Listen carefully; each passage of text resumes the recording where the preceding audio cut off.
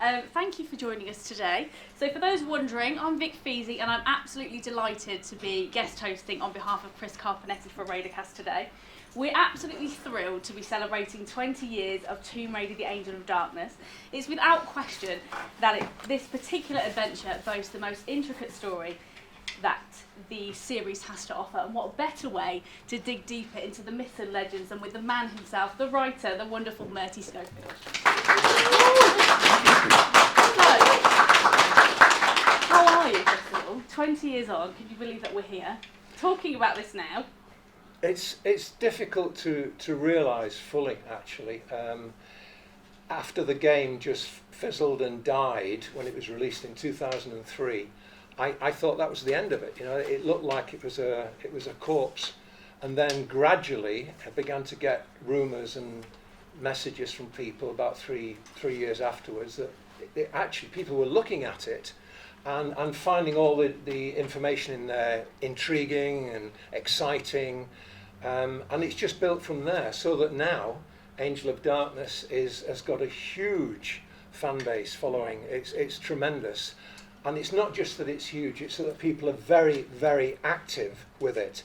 A lot of people producing their own videos, people producing their own artwork, their own spin-off stories and so on. So yes, it's amazing to be here at this stage. It really is. And I'm only sorry that it's taken to December to actually get some event together to celebrate the 20th anniversary. But we've done it. We're here now. we've marked it, so there we are. So first off, let's go back a little bit. So what initially inspired you to become a writer, and how did that sort of evolve into writing for video games? As a kid, I was absolutely obsessed with comics. And the kind of comics we had at that time were things like the Beano, the Dandy, the Topper, and then later on the Beezer. But then I got into Wizard and Hotspur and all sorts of other... I just absorbed comics all the time. And at the same time, I was copying the artwork, trying to draw the way they did in those comics. So it just became my entire secret inner life.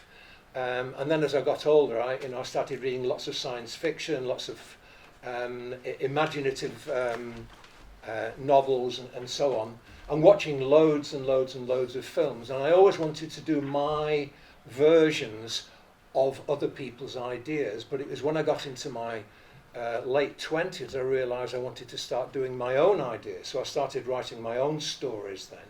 And I've always been doing artwork. I've got artwork going back decades and decades and decades. So I've got masses of that. But then I got the good luck of being asked to work on a computer game at Signosis in Chester. And with a friend of mine, I developed the idea for a game, but we didn't really know what we were doing because I didn't know much about games at that point. This was in about 1990, I think, something like that. I didn't know what we were doing. But anyway, I was offered a job, and I started to work then as an environments builder in the game. But at the same time, I was always writing my own material. Yeah. Amazing. So what were some of your key inspirations for the stories and characters in Angel of Darkness? How did these sort of influence your writing, really? How did that shape that? Well, I'd done a lot of travelling. I'd been out to India, which is where I got my name, Murti, which means image, interestingly. I didn't choose it. It was given to me by the guru I was following in India. Then I was travelling around in Turkey a lot. I fell in love with Turkey. I just went out there and travelled around. I was just advising somebody who recently was just saying that they were thinking of going. Don't go on the tourist routes. Get off the tourist routes. Get out into the back areas, the places where you'll meet the real people of Turkey. And I was just looked after. I'd learned about 400 or 500 words of Turkish, so I could have a very, very basic conversation. And this went down so well with people. They were so delighted that somebody had bothered to learn some Turkish. And I was taken into their homes. People fed, people refused to take money. Taxi drivers refused to take money. They'd drive me wherever I wanted to go. And that was the way I managed to get down into the underground levels in the underground cities and explore those, because they were you were allowed to go into 1 or 2 levels. Yeah. But I because I talked to the guide and I could have a conversation with him, I said I'd like to go to the lower levels if possible, because there are about 15 levels to these things. So that was the Turkish influence. But Anglo-Saxon myth, very, very strong influence on me. And the mind's gone blank. That's okay. So can you tell us a little bit about the developmental process? So from putting pen to paper and then to hearing the script being read by Jonell, obviously Eric and the late Josh Ashland as well. How was that for you? Yes, the process. Well, when I went for the interview at Core, I'd done some. I've been working on my own stories called The Shadow Histories, but we'll get back to that later. I was working on my own stories, and I had a lot of the material written and coordinated, and 2 of the first novels actually done.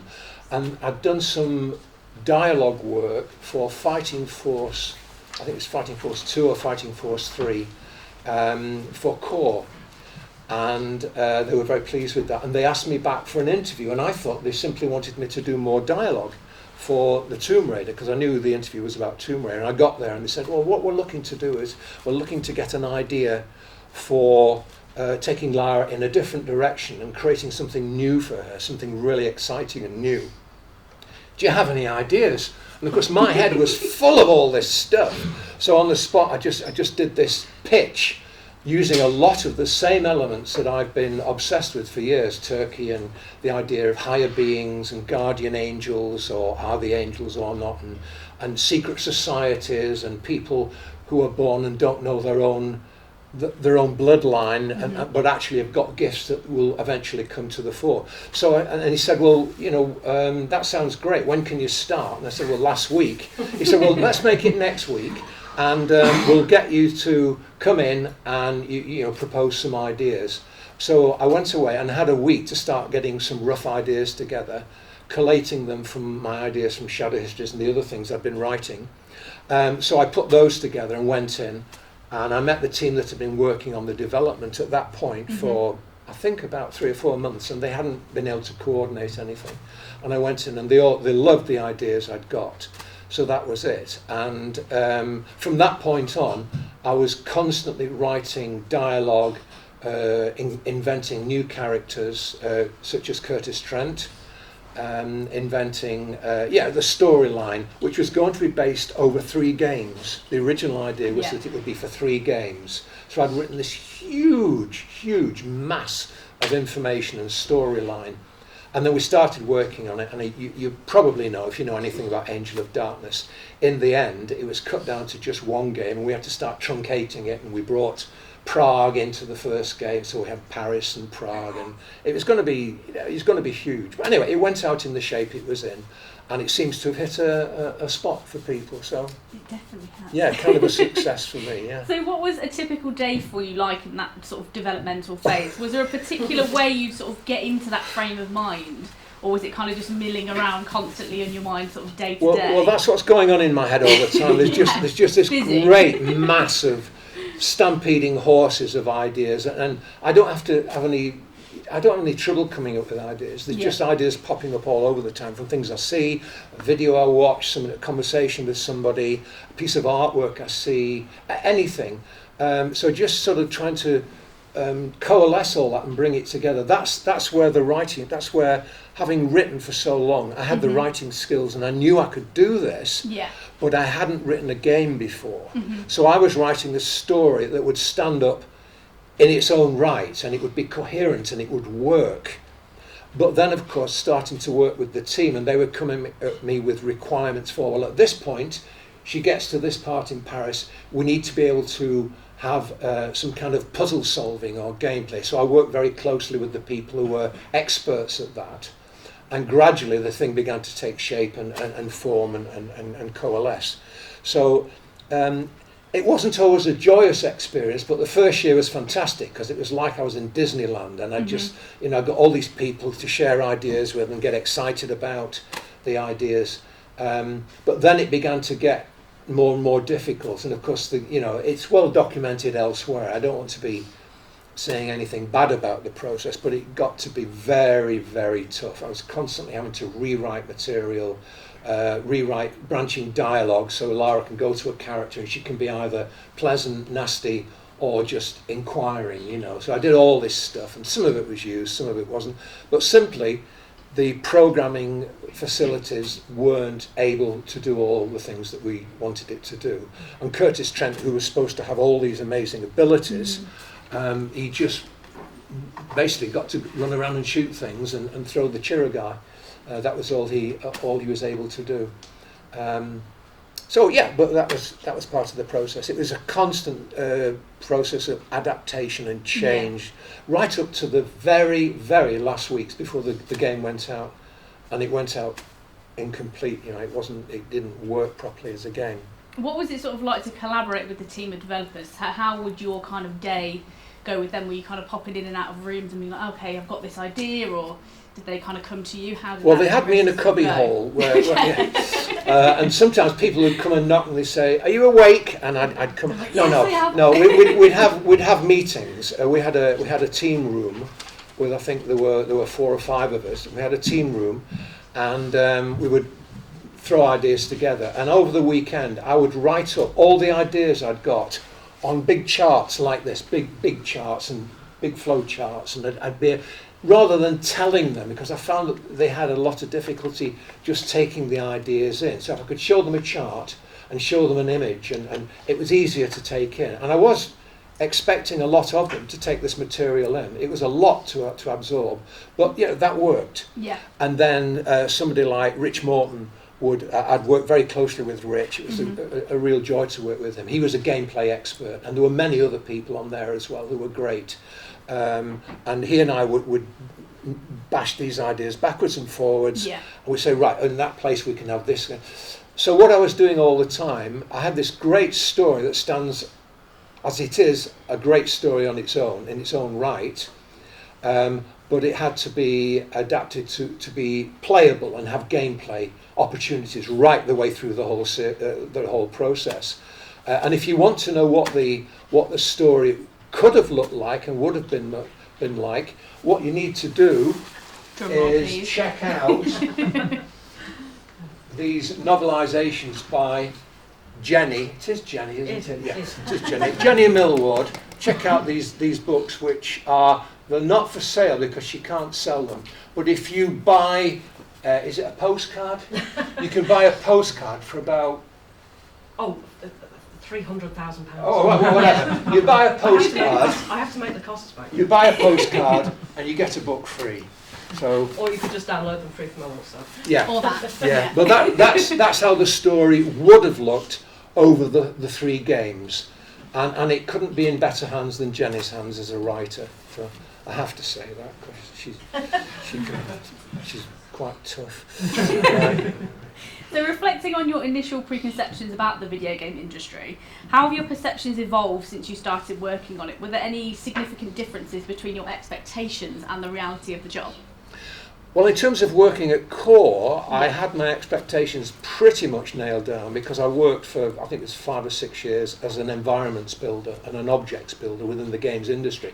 That was the first. No problem.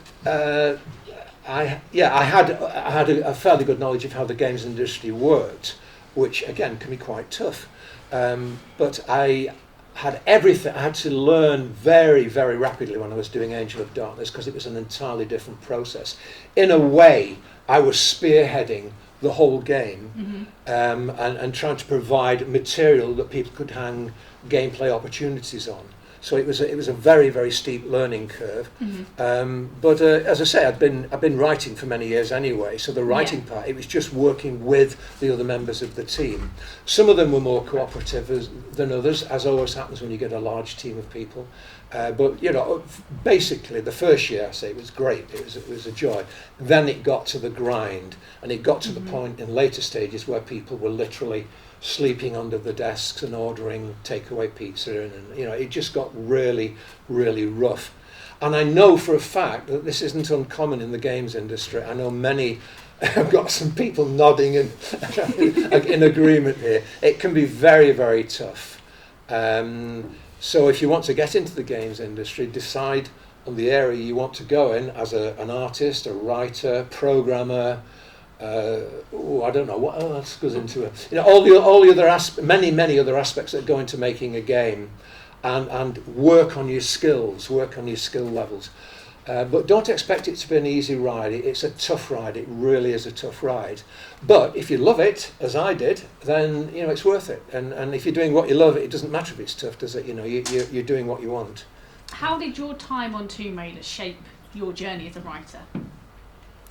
As I say, I learnt a whole new set of skills. I was writing, apart from the story, I was writing dialogue, just dialogue, and that was very good for me. I've written dialogue in the novels that I've written, the Shadow Histories novels, which I haven't brought a copy of. But anyway, I'd written, done lots of writing, but I'd learned how to really think about dialogue and make it very concise. Don't waffle with the dialogue. Make it concise. Make it work. Don't describe everything that's going on. Just paint a picture with words. Trust that your readership is going to be intelligent enough to read between the lines and make sense of what you're saying, because that's where you get the real communication with your readership and what you've put on the page. So if you do get the chance to read Jenny's novel, You should, it's great. I hope you do. And I did actually produce hard copies of the Shadow Histories at one point, and I think actually I've not cancelled the Kindle thing, Eric. I've not. You can still download it on Kindle, but I'll be cancelling that very soon. Yeah, but because we'll talk about Shadow Histories We'll get in a to that. bit. Yeah, Excited. yeah. So do you feel the same way now about the game as you did sort of when you were working, before you were working on the series? Has that sort of changed for you? Oh, I feel absolutely vindicated and affirmed, and I'm just so pleased that everybody's work that went into the game, all the environment builders, the animators, the guy who animated Kurtis Trent, J.R. O'Carroll, great. I mean, these are very, very highly skilled people. They did some great work, great backgrounds, great environments, great music from Pete Connolly, Yeah. And Martin Iverson. Yes, thank you. You're welcome. Thank you. They're just great artisans in their own field, and they'll tell you the same. It's tough. But if you love what you're doing and you've put time into refining the skills and you know exactly what you're doing, you'll have a good time. Amazing. So what's it been like for you as a writer to sort of have fans in the community come to you and say that you've inspired other works? How's that been? Oh, it was after fantastic. Sort of a journey that you've had with it? That's one of the greatest thrills I get. Like an event like this, and last year at Derby, which was all about Angel of Darkness, there were people coming up to me and saying, "Oh, it means so much to me." And people were coming up and showing me photographs of them in Turkey because of Angel of Darkness. They'd gone to Turkey to explore the Turkish hinterlands and go into the underground cities. I had so much of that last year in Derby, and I guess people turning up again today here is a vindication of that. It's been great, and I'm very, very pleased that it's still reaching out to people, and I think it will just carry on. It will carry on because people will be doing more fan work, and I don't think it's going to fizzle away anytime soon because it's got one of the biggest fanships as far as I can gather. Any of the Angel of Darkness game or any game anywhere in the universe, it's just, I'm pretty sure it's got a very, very healthy fan base. So I feel wonderful about the game. It's just it's a good feeling. Good, and I think as well with the amount of backstory you've written for these characters in the past, there's always so much to kind of dig deeper into anyway. Oh yes. So there's always something on that man's website. Oh yes, there's lots and lots and lots to dig into, and if you get a chance to see or buy or download or whatever the Kurtis Trent journal, again there's just page after page and there's puzzles and clues and Latin and Greek and Turkish, and it's like I say, my head's just full of this mad kaleidoscope of ideas all the time, and this is the way I get it out. Otherwise I'd go insane. It's just perhaps I have. I think maybe a bit too late. So, So what are you most proud of from your time with Lara, Kurtis and Eckhart? What are your fond memories? most proud, and also the highest moment was having done all this work, and having written the game, got the dialogue worked out, and then going down to a studio in London, and having these amazing voice performers, Eric, who's with us today, Jonell, and Joss Ackland, and loads of other people as well, but just actually being in the studio with them, working with them, giving them directions, and hearing my words come to life. And suddenly, they weren't just clever words on a page, there were people speaking, and it was creating a world, it was creating a real living world, and it was a fantastic experience. That's been the highlight. That's been the highlight. Even meeting people who say they like the games and stuff now, that's wonderful. Mm-hmm. But the absolute peak was being in that studio, recording the dialogue and the words with Eric and Jonell and Joss Ackland and all the other people, whose names I can't call to mind. I just get completely swamped by that. So yeah, that was the peak moment. With those studio sessions, was there any sort of, on the day when you were recording, did you have to do any rewrites or anything like that, or did it just kind of... Not Hello. on the day, but what Yeah. I did do, I did have a folder Mhm. of backup lines. Okay. I love that. Belt and braces all the time. Always have it, if that doesn't work, we can't get that, and we've got some more recording time. Right. And because they all went very, very efficiently, went very well, we did have extra recording time, and I had extra lines that they could perform. And I said, I'm sorry guys, you haven't seen these, but here's a few extra, could we record these as well? And we get extra bang for our buck. So Perfect. yeah, it was great. It was great. Amazing. So what advice would you give to anyone to hope to write for video games? Practice writing, but you'll only be writing well if you are reading massively. You've got to be a voracious reader. You've got to read everything you can get your hands on that's even remotely associated with the kind of areas that you're interested in. So read novels, read comics. Comics are a great source of writing skills and materials. But practice your skills and sit in front of a page and don't wait for ideas to go. Just start writing. Get things on the page. Once something's on a page, you can do something with it. You can communicate that to somebody by showing it them, and they may say, oh, I can give you some advice on that, or oh, that's great, which is hopefully the response you'll get, or oh, that doesn't quite work, yeah, perhaps you need some rework on that. But you've got to get stuff on the page, you've got to produce it, and listen. Yeah, read lots and lots of people who are good writers. Talk to writers. Communicate with writers. It can be a very isolating experience. In fact, it is. You spend a lot of time on your own, which is why it's such a joy to have people responding to the stuff I've written and put out there. It's a wonderful experience to have that. But you spend a lot of time on your own. But make contact with other writers, with other people. Keep contacting them. Keep sharing your work. Don't be afraid to share what you've written. There's a lot of fear about that. If I show this, I'm exposing, the fact I can't write very well. But the only way to improve is to share it with people. You've got to do that. It is an isolating personal experience, but if you're going to reach a readership, you've got to test out what it's like. You've got to do that, because otherwise it'll just stay dead words on a page. And you won't get a publishing deal like I haven't got. But you will have an audience like this. Yes. What a fantastic game. Yes. So I'm eager to talk about this a little later on today in our other panel with Jonell and Eric. Yeah. But you've got a very exciting project coming up, so we'll obviously unwrap that a little bit more later. Yeah. But if we can allude to anything now, drum roll please. Yeah. And I just want to say, if I had a coconut for every time somebody asked me what the next thing is, Hey! I have coconuts. Those who know the game will know what that refers to. Yes, Eric and I stayed friends after the recording, and we've been in touch for many years now. And I showed Eric the novels that I'd got for Angel of Darkness. Ta-da! There we go. High tech, eh?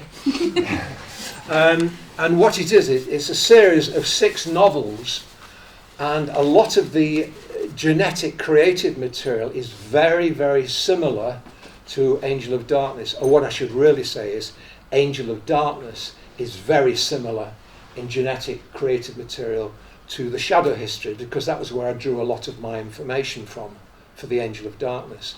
So if you liked Angel of Darkness, you'll love Shadow Histories. And what's happening at the moment is Eric and I and a whole team of other people, some very, very talented people, are working on, you'll see a video at the end of the big panel that we're going to do with Jonell for Shadow Histories. Excuse me. And we're getting it proposed for a TV series. There are thoughts that we're going to do an audiobook version. The 6 novels are completely planned in great detail. I've written the first 2 and I'm 3/4 of the way through writing the 3rd one, because I've had a lot of other things distracting me and taking me away from my writing duties over the last few years. But I'll be getting back to that. So we're looking at a TV series, and a lot of you'll recognise a lot of the elements in the Shadow Histories coming through as being, that's a bit like Angel of Darkness and so on. I say that they're coming from the same basic resources that I have of inspiration and Turkey, higher beings, people who may be angels. Are they not angels? Are they guardians? Are they actually forces for the darkness? And so on. There are lots of similar material. So, I can't wait to hear more about it later. Yeah. Amazing. So thank you so much. We have a little bit of time left. So did you want to We've open got it up 15 for minutes some for questions? Yeah, I'm very happy to take If anyone questions has if any. anybody has any questions. And please have some questions. Yeah. Alice, yeah. It's a very kind of dark in tone, Angel of Darkness. So was there, I know it's in the name, but was this really dark tone from the beginning, like planned, or did it just gradually become very kind of heavy as you developed it? No, the intention was, the brief I was given on the interview was, we want to create something new for Lara, we want to take her in a new direction, and the brief that I gave them then was that it would be dark. She would be going through trauma, and as it turned out, her friend, her mentor was murdered, and she was accused of her murder. It was thought that she'd murdered, so she goes on the run. So it was intended to be very dark and very serious from the beginning. Get away from the I'm not saying there's anything wrong with the previous games. They were great. They were great, but we just wanted to do something very, very significantly different. And it's the same with the Shadow Histories. It's very, very dark. There's monsters in there that will scare your pants off. I mean, there's some really dark moments in the Shadow Histories, and very serious. And I aimed the Shadow Histories for what we would used to call mature teenagers. So it looks like it might be a youngster's book or a child's book, but it's really aimed for mature teenagers and adults.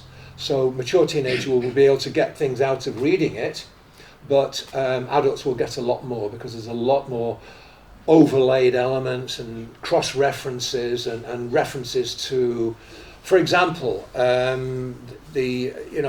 love the Seamus Heaney translation of what's the poem, the Beowulf. Absolutely fascinated by Beowulf. I adore that, and I wanted to get elements of that in it. The dark monster who lives at the bottom of the lake and coming up, and I wanted to get this kind of Anglo-Saxon darkness and seriousness in the stories in Shadow Histories and in Angel of Darkness as well. So we do have plenty of monsters in Angel of Darkness, and that whole thing in the when there's all the those inmates walking around, and there's the proto-Nephilim and all those sort of things. I love that kind of stuff. Unfortunately, the team I was working with loved that kind of stuff as well. So there wasn't a fight to get that. They all said, "Oh yeah, this is great. This will be good." So amazing. Anyone else? Thank you, Alice. Yeah. I'm quite curious about one thing. You were talking about how crunch affected various people while you were working. How does crunch affect writers specifically? The crunch, did you say? The crunch period you experienced. Yeah. How does it affect? writers Writers. specifically? Well, it's pressure. I mean, it's just you've got to be able to keep your mind clear whilst being aware of all the demands that people are making on you, and the necessary demands that are taken because of deadlines and so on. Yeah, it is crunch period. I mean, it's just. I mean, I was barely surviving at some points during that process. It was very, very tough, particularly in the last, I would say, in the last year when it was leading up to. We'd been on it 2 years at that point, and it was 3 years development time, which is a hell of a development time, and it still wasn't ready. So yeah, it was very, very tough. You've just got to be prepared to deal with the crunch things. I mean, I wasn't sleeping under the desks. I was actually going out into my car and sleeping in there, just to get out of the atmosphere. And I made sure every lunchtime, I religiously got out, went for a walk, or a bike ride. I used to take my folding Brompton bike in the car, and I'd go for a ride and just get a break. And then in the evenings, I'd sometimes be working in the evenings as well, and I'd be working at weekends as well. But I just had to do it, and I was determined that whatever happened, my contribution to that game would be complete and finished, whatever it took. So if the game failed, it wouldn't be because I hadn't come up with the goods. That was my commitment to the writing process. So yeah, it was tough, and crunch is a good word. I felt crunched after that. That was why when it didn't do very well, I just didn't want to hear anything about it at all. I was sick to death of the bloody thing. It's just like I just don't want to talk to anybody about it. And as I say, it was only about 2 or 3 years afterwards that I began to realise, oh right, it's hit a spot. It's found its readership, or whatever, its fanship. So. And here we are. Any further questions? No, nothing puzzles you. Nothing. Okay. Oh, another one. Oh yes, please. Can you just. Yeah. Generative AI. How does that affect writers, do you think? I have no particularly strong opinions on this, although I do have opinions. Yes, yeah, so positive or negative, I guess. I'm not prepared to say. I don't want to come down either side. But if you want to be a writer, learn the bloody craft. Put the hours in, work. Don't go for easy options. Don't go for cut and paste. It's a process that I think can be badly misused, and it's a shame that it is. But it is a process that has got good uses. It's just at the moment people are saying, "Oh, I don't have to come up with any ideas or anything. Just novel, whatever," which will be appalling, because it won't have any of the human spirit. It won't have any of the human understanding in it. It just, at this stage, certainly, it can't equal something that's well written by a human being. I've kind of expressed my opinion there. But I'm not saying it's bad. I'm just saying it can be misused, but also it must have good uses. It's the same with AI art. It can be misused and used properly. So, but if you're going to be an artist, learn the skills, put the hours in, put the practice in. I still prefer drawing with pen and ink and paper and pencil. I still do that, and I do all my initial designs and artworks. All these designs are all done, on paper, then scanned in, and then in Photoshop, I work wonders in Photoshop. Just take it and make it go further. But learn the skills, whether it's writing or the other one, drawing, or programming, whatever, making videos. Learn the skills, put the time in. You've got to serve your time. You've got to learn the skill. Same with voice work. You've got to practice at being able to perform voice parts and read well. And so you get some audio books, and they're absolutely atrocious. The person they've got reading it has no idea how to read the book and make it interesting. And then you get another one. It's like, it's fantastic. It's like a gift from heaven. So any skill has got to be practiced. It just simply has. Lovely. Thank you very much. And Murti, yeah. we have another one. Sorry. Did you know, when you started, did you know the deadline that you had to work towards? Or when did the deadline come up that you had to get to the I see what you mean. Yeah. Well, they'd been churning out. Sorry, they'd been producing Tomb Raider games, I think 1 a year, Yeah. something like that. So we were expecting a year turnaround. But obviously it was just so big, and everybody was so far behind it. You know, we were really wanting to push it. We said, "Oh, we just do this until it's finished." So where was that point someone made the decision to not keep expanding on it? I don't think there was a lot of points reached where somebody made a clear decision. It was just the sense that we had to get this It game just out went now. on and on. You know, so we did the recording in London. I think in the 2001 was it or something, or you know, we'd already been on it a year. No, not quite a year at that point, but we'd been on it a long time, longer than you would normally. And then we got the voice and of course then we got all the voice recordings, and they have to be coordinated with the animation and so on. So it just went on and on and on and on and on. And in the end, it still wasn't ready. You know, but I was expecting a year turnaround. I thought I'd be in, out. That would be my calling card. Hollywood would come calling, Murti, you're great, we want you to do this, you know, but they still haven't done that. They will. They will. Live in hope. Lovely. Thank you so much, Murti, and thank you, everyone. Oh, thank you.